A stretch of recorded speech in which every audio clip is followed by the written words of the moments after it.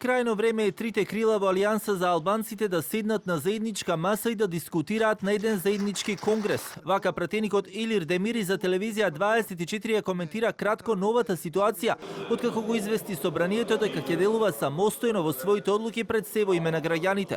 Целта е да се обединат фракциите во Алијанса и мојата порака е дека најдоброто решение во моментот е да ја пратиме партијата на партиски конгрес, каде ќе дискутираме за реалните проблеми кои ги мачат со партијците, но и граѓаните, а кои на изборите гласале за нас.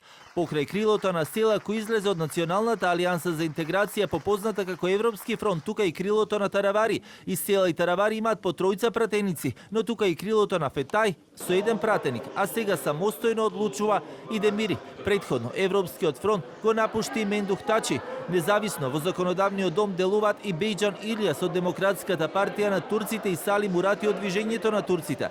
Дали ова се пратениците на кои власта ќе може да смета на Бадентер, кој е потребен за клучните реформски закони, односно за реформите во судството, новиот кривичен законник, измените во изборниот законник, измените во законот за локална самоуправа и новиот закон за организација на државната управа.